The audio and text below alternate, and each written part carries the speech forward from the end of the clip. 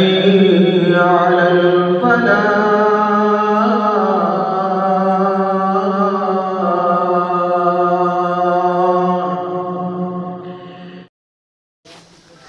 أعوذ بالله السميع العليم من الشيطان الرجيم بسم الله الرحمن الرحيم استغفروا ربكم إنه كان غفارا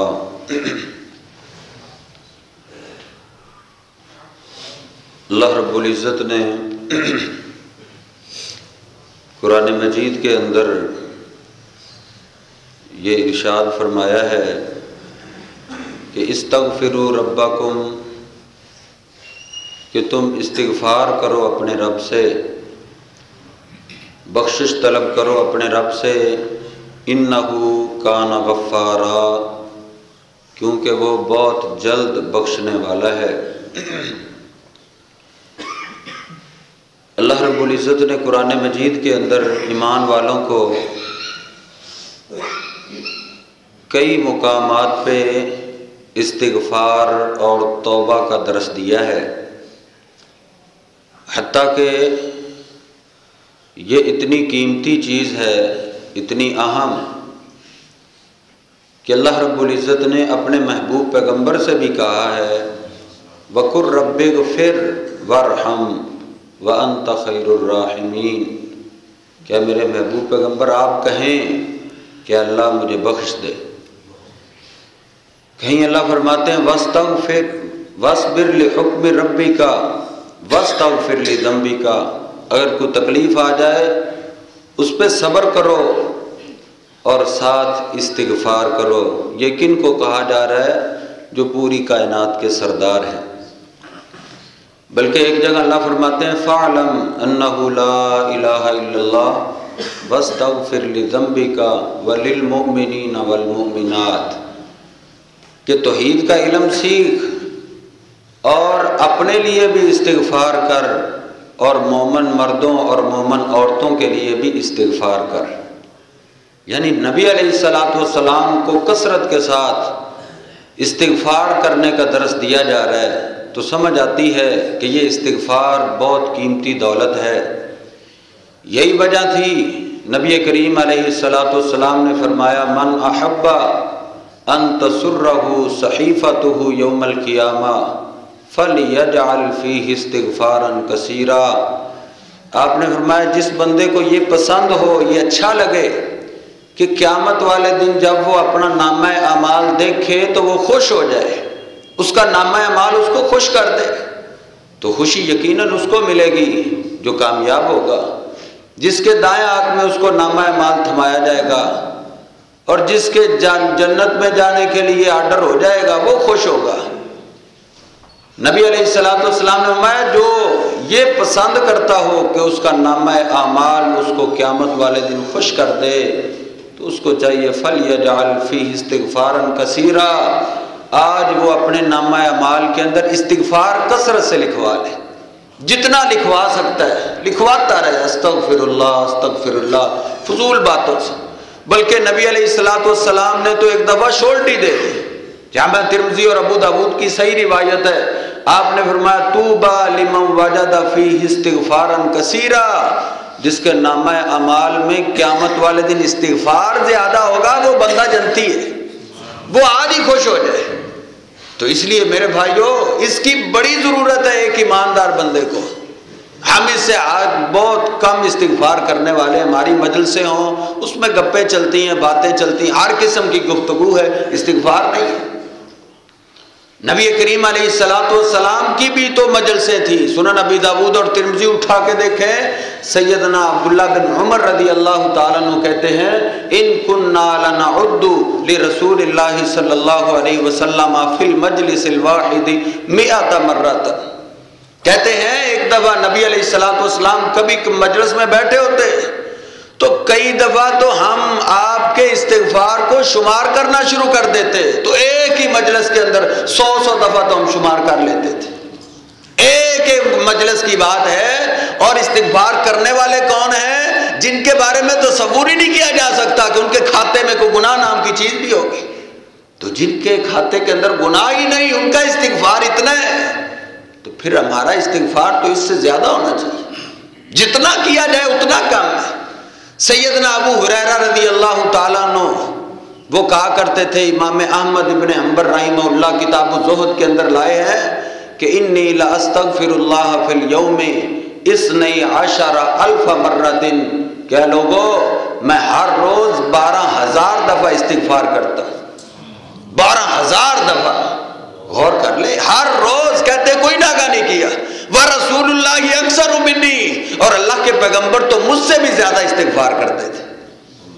اتنا اہم ہے استغفار، ہم اس کو معمولی جانتے ہیں، کیونکہ بندے کی ہلاکت، دنیا کی ہلاکت اور آخرت کی ہلاکت کا سبب بھی گناہ ہے۔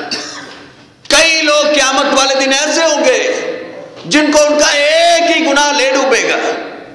کئی ایک قسم کے ایسے لوگ ہیں ایک ہی گناہ کی وجہ سے جہنم میں چلے جائیں گے۔ نبی علیہ السلام نے فرمایا، صحیح بخاری کے اندر آتا ہے، آپ نے فرمایا ایک عورت کو میں نے جہنم میں جلتے ہوئے دیکھا، اللہ کے حبیب اس کے گناہوں کے کتنے انبار تھے، کہا مجھے تو ایک ہی گناہ نظر آیا ہے، اس نے اپنے گھر کے اندر ایک بلی کو باندھ دیا تھا جس کو چھوڑا نہیں تھا۔ لم تطعمها ولم ترسلها، نہ اس کو کھلایا نہ اس کو چھوڑا، بس وہ بھوکی پیاسی اسی طرح بندھی ہوئی مر گئی، بس ایک ہی گناہ اس کو جہنم میں لے گیا۔ سیدنا عبداللہ بن عباس رضی اللہ عنہ فرماتے ہیں کہ میں اپنے محبوب پیغمبر کے ساتھ سواری پہ سوار تھا، ہم جا رہے تھے، چلتے چلتے راستے کے اندر سواری نے بدکنا شروع کر دیا۔ آپ نے فرمایا عبداللہ یہ جو 2 قبریں ہیں نا، ان دونوں قبروں والوں کا عذاب ہو رہا ہے۔ اب غور کریں، دونوں قبروں والے عذاب کی گرفت میں آ چکے ہیں، دونوں کے گناہوں کو کوئی انبار نہیں۔ آپ نے فرمایا ان دونوں کا ایک ایک جرم ہے، صرف ایک گناہ کی وجہ سے دونوں کو عذاب ہو رہا ہے۔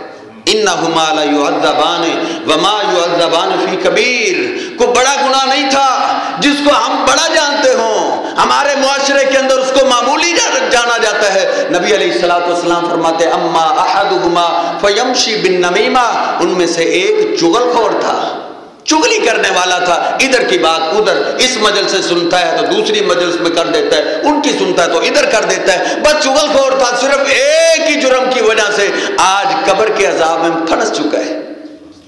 اور دوسرا آدمی اس کے بھی گناہوں کے انبار نہیں ہے۔ آپ فرماتے ہیں کان لا یستتر من البول، وہ پیشاب سے احتیاط نہیں کرتا تھا، احتیاط نہ کرنے کی وجہ سے، صرف ایک ہی جرم کی وجہ سے محبوب پیغمبر علیہ السلام فرماتے ہیں قبر کے عذاب میں پھنس چکے۔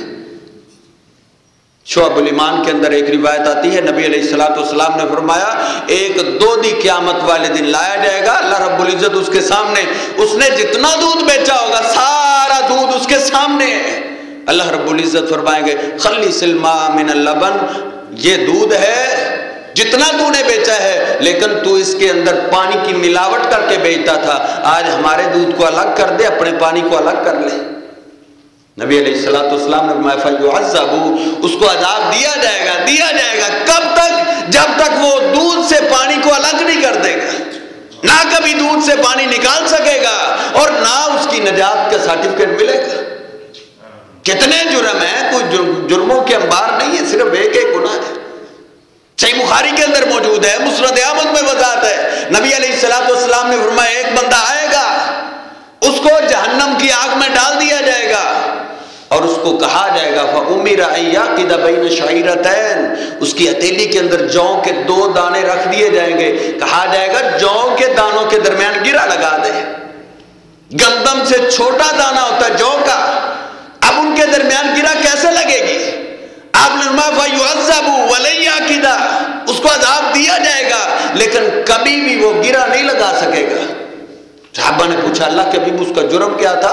کہا ایک ہی جرم تھا، تحلم بحلم لم یرہ، اس نے زندگی کے اندر بیٹھے بیٹھے شغلن مجلس میں بیٹھے ہوئے ایک ایسا خواب سنا دیا تھا جو اس نے دیکھا نہیں تھا، جھوٹا خواب سنا دیا تھا مجلس کو گرمانے کے لیے، جس طرح ایک آ جاتا ہے نا کوئی آ جائے، ہاں آج رات کو میں نے تجھے ہی دیکھا تھا، تو آ گیا اچھا کیا، جھوٹا خواب مجلس کو گرمانے کے لیے خوش کرنے کے لیے اس نے بیان کر دیا، اب وہ بیان کر کے بھول گیا، اب اس کو یاد ہی نہیں کہ استغفار کر لے۔ بھول گیا قیامت والے دن ایک ہی جرم کی وجہ سے اس کو جہنم کی دہتی ہوئی آگ میں پھینک دیا جائے گا. تو کتنے جرم ہیں؟ صرف ایک. ہمارے یہاں جھوٹ کو تو گناہ ہی نہیں سمجھا جاتا. صرف ایک جرم کی وجہ سے پھنس گئے. نبی علیہ السلام کی حدیث ہے سنن کبریٰ بہقی اور مستدرک کے حاکم کے اندر. آپ نے فرمایا ایک بندہ آئے گا، اس کے سامنے اس کے نامہ اعمال ہیں، کھولے گا، اللہ سے پوچھے گا اللہ یہ گناہ تو میں نے کیے تھے لیکن این حسناتی قضا و قضا، یہ میرے گناہ میری نیکیاں مجھے نظر نہیں آ رہی، وہ کدھر گئی؟ گناہ تو میں نے کیے ہیں لیکن اس کے ساتھ میں نے نیک اعمال بھی کیے ہیں، وہ نہیں نظر آ رہے. اللہ رب العزت فرمائیں گے کہ محیت حسناتک باغتیابک الناس، اے میرے بندے تو نیکی کرتا تھا لیکن تو ساتھ میرے بندوں کی غیبتیں بھی کرتا تھا. غیبتیں تیری نیکیوں کو لے ڈوبی ہیں. صرف ایک ہی جرم ہے نا جس نے اس کی ساری نیکیوں کو تباہ کر دیے. نبی علیہ السلام نے اس لیے کہا ہے استغفروا ربکم انی لا استغفر اللہ فی اليوم اکثر 100 مرۃ. اے میری امت کے لوگوں، ہر روز 100 سے زیادہ دفعہ میں استغفار کرتا ہوں، تم بھی استغفار کیا کرو. ایک جرم بھی بندے کی تباہی کا سبب بن سکتا ہے. ہم نے استغفار کو معمولی جانا ہے. نبی علیہ السلام کی حدیث ہے، آپ نے فرمایا ثلاثۃ لا یکلمہم اللہ یوم القیامہ، 3 قسم کے بندے ایسے ہیں جن سے اللہ قیامت والے دن کلام ہی نہیں کرے گا. بھلا ینظر الیہم، ان پہ رحمت کی نگاہ ڈالے گا ہی نہیں. حالانکہ اللہ کے پیغمبر فرماتے ہیں میں بھی اللہ کی رحمت کے بغیر جنت میں نہیں جا سکوں گا. آپ فرماتے ہیں 3 قسم کے بندے ایسے ہیں وہ اللہ کی رحمت سے محروم ہیں.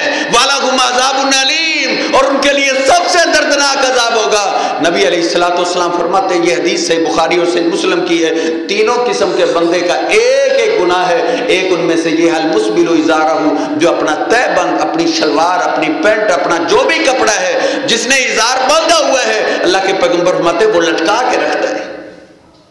بس ایک ہی جرم کی وجہ سے قیامت والے دن اللہ کی رحمت سے محروم. دردناک عذاب ہے. کوئی گناہوں کے انبار نہیں ہے، صرف ایک گناہ ہے. اللہ کے پیغمبر فرماتے ہیں المنفق صلاۃ بالحلف الکاذب، جھوٹی قسم اٹھا کے سامان بیچنے والا یہ بھی قیامت والے دن اللہ کی رحمت سے محروم ہوگا. تو ایک ایک جرم ہے میرے بھائیو. اس لیے استغفار کی بڑی ضرورت ہے. اور یہی نہیں کہ صرف آخرت برباد ہو جاتی ہے، کئی لوگ ایسے ہیں جن کی ایک گناہ جن کی دنیا بھی برباد کر سکتا ہے. صحیح مسلم کے اندر موجود ہے، نبی علیہ السلام کے پاس ایک آدمی کھانا کھا رہا تھا بائیں ہاتھ کے ساتھ. آپ نے فرمایا کل بھی ابھی نہیں کھا، دائیں ہاتھ سے کیوں نہیں کھاتا؟ دائیں ہاتھ سے کھاؤ. کہتا ہے لا استطیع، دائیں ہاتھ تو کام ہی نہیں کرتا، دائیں سے کھانے کی طاقت نہیں رکھتا. نبی علیہ السلام نے کہہ دیا لستطعت، اچھا ایسے ہی ہے تو طاقت رکھے بھی نہ. صحابہ کہتے فما رفعها الى فیہ، پھر ہم نے دیکھا جس کا دایاں ہاتھ اس وقت بالکل درست تھا لیکن اللہ کے پیغمبر نے جب اس کو بددعا دے دی تو پھر مرتے دم تک اس کے دائیں ہاتھ کے اندر حرکت ہی ختم ہو گئی. صرف ایک ہی جرم ہے، پوری زندگی سے دائیں ہاتھ سے محروم ہو گیا. ایک نیکی بندے کو تباہ کر دیتی ہے. سیدنا آدم علیہ السلام کے گناہوں کے انبار نہیں تھے، کوئی نافرمانیوں کی انبار نہیں تھے، صرف ایک جرم کیا ہے اللہ رب العزت نے جنت سے نکال کے دنیا میں پھینک. صرف ایک جرم ہے. سیدنا یونس علیہ السلام کے گناہوں کے انبار تھے، صرف ایک ہی جرم کیا ہے کہ اللہ سے اجازت لینا بھولے ہیں. اللہ کا پیغمبر کوئی بھی اپنی مرضی نہیں کر سکتا، انہوں نے ادھر اپنی مرضی کی ہے کہ چلو توحید کی دعوت ہی دینی ہے نا، کسی اور بستی میں جا کے توحید کا کام کر لیتا ہوں. اللہ کی اجازت کے بغیر نکلے ہیں، کشتی میں سوار ہوئے ہیں، جب کشتی دریا کے درمیان میں پہنچی ہے ادھر ہی اللہ نے پکڑ لیا اور ایسی قید دی، ایسی قید کہ جس کا آپ تصور نہیں کر سکتے. مچھلی کے پیٹ میں اللہ رب العزت نے بند کر دیا تھا، ادھر جا کے پھر استغفار کی ہے. ایک گناہ بندے کی دنیا بھی برباد کر سکتا ہے، آخرت بھی برباد کر سکتا ہے. اس لیے اللہ کے پیغمبر فرماتے ہیں استغفار کثرت کے ساتھ کرو اور کثرت کے ساتھ کرو. نبی علیہ السلام نے صحابہ کو یہی تلقین کی ہے، یہی وصیت کی ہے. ماں عائشہ رضی اللہ تعالیٰ فرماتی ہیں میں نے پوچھا اللہ کے حبیب لیلۃ القدر کی اتنی فضیلت ہے، اتنی فضیلت ہے، اگر میں پالوں تو کیا کروں؟ آپ نے فرمایا اگر تجھے لیلۃ القدر کی رات مل جائے تو ساری رات ایک ہی دعا کرتے رہنا، اللہم انک عفو تحب العفو فاعف عنی. اے اللہ تو معافی کو بڑا پسند کرتا ہے، مجھے معاف کر دے. ساری رات ایک ہی دعا کرنی ہے، بخشش کی دعا کرنی ہے۔ سیدنا ابوبکر رضی اللہ تعالیٰ عنہ نبی علیہ السلام کے پاس تشریف لائے، عرض کرتے اللہ کے حبیب علمنی دعان ادعو بہ فی الصلاۃ، اللہ کے حبیب کوئی خاص دعا سکھائیں جو نماز میں کیا کرو۔ صحیح بخاری صحیح مسلم اٹھا کے دیکھیں، آپ نے فرمایا اے ابوبکر پھر ایک دعا یہ ضرور کیا کر، اللہم انی ظلمت نفسی ظلما کثیرا ولا یغفر الذنوب الا انت فاغفر لی مغفرۃ من عندک وارحمنی انک انت الغفور الرحیم۔ اس پوری دعا کو پڑھ کے دیکھیں، اس کے اندر استغفار ہے۔ اللہ مجھ سے بڑا کوئی ظالم نہیں، میں نے بہت ظلم کیا ہے۔ کس کو سکھایا جا رہا ہے؟ جو ابوبکر صدیق رضی اللہ تعالیٰ عنہ ہیں، جن کے اگلے پچھلے سارے گناہ اللہ نے معاف کر دیے، ان کو کہا جا رہا ہے کہ نماز کے اندر یہ استغفار کرو۔ اس لیے میرے بھائیوں اس کی بڑی ضرورت ہے، اس کے اندر دنیا اور آخرت کا حل ہے۔ سیدنا عمر فاروق رضی اللہ تعالیٰ کے دور کے اندر بارش نہیں ہو رہی تھی، صحابہ نے کہا عمر فاروق نبی علیہ السلام کے دور میں بارش بند ہو جاتی تھی تو آپ باہر چلتے تھے، چلو باہر دعا کرتے۔ عمر فاروق ساتھ گئے ہیں، ادھر جا کے کیا کیے؟ ادھر جا کے سب اللہ کی حمد و ثنا بیان کی، تعریف کی، ہاتھ اٹھا کے کہتے ہیں استغفر اللہ استغفر اللہ استغفر اللہ۔ 3 دفعہ استغفار کیا، کہا چلو واپس چلتے ہیں۔ کہا امیر المومنین استغفار کرنے نہیں آئے تھے، بارش کی دعا کرنے کے لیے آئے تھے۔ کہا یہ گناہ کی جو سبب ہے، گناہ کی تو وجہ ہے کہ اللہ بارش نہیں دے رہا، استغفار اللہ معاف کر دے گا تو بارش کیوں نہ آئے گی؟ سنن کبریٰ بہقی کے اندر موجود ہے، نبی کریم علیہ السلام کے یہ سارے صحابہ ابھی تک اپنی بستی میں داخل نہیں ہوئے تھے، اللہ نے بارش نازل کر دی تھی۔ ہماری دنیا اور آخرت کا حل استغفار ہے، ہم کدھر بہک کے پھرتے ہیں؟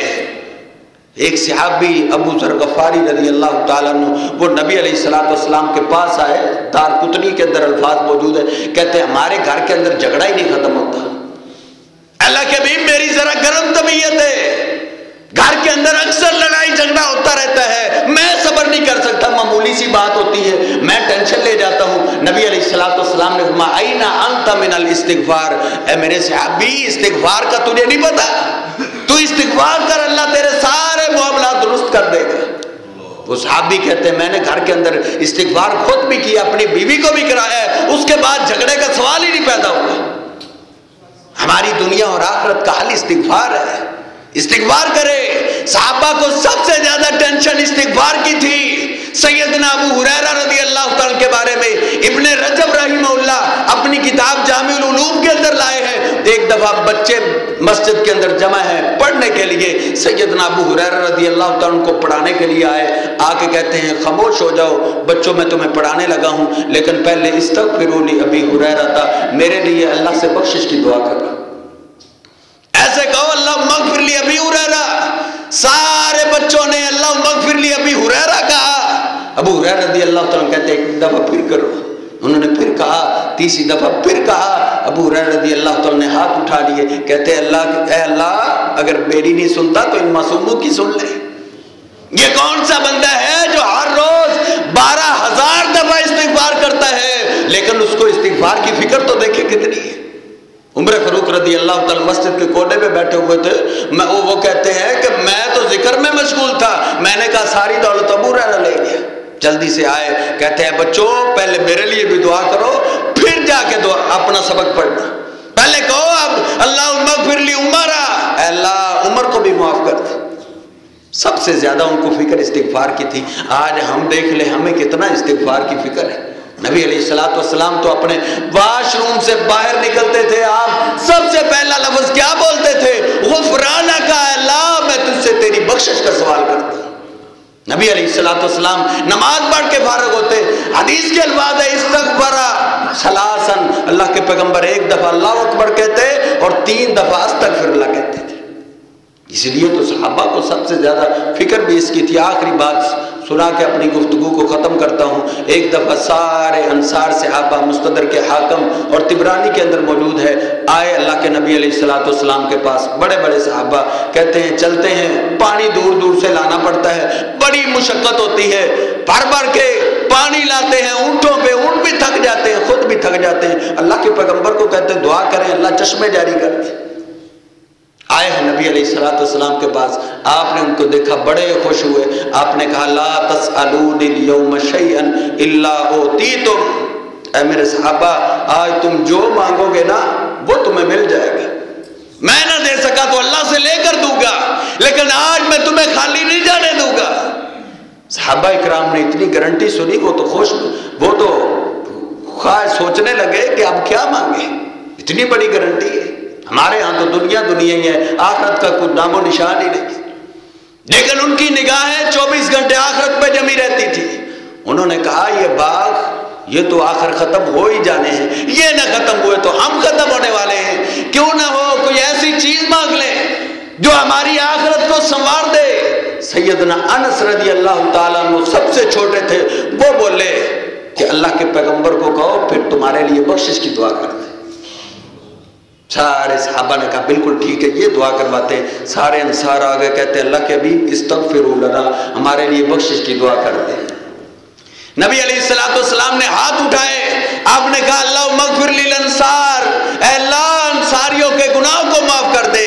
ولی ابناء الانصار, اے اللہ جو انصاری آئے ہیں ان کی جو آگے اولادیں ہوں گی اے اللہ ان کو بھی معاف کر دے. ولی ابناء الانصار, اے اللہ جو ان کی اولادیں ہوں گی ان کی جو اولادیں ہوں گی اے اللہ ان کو بھی معاف کر دے. ولی نساء الانصار, اے اللہ ان انصار کی تینوں طبقوں کی عورتوں کو بھی معاف کر دے.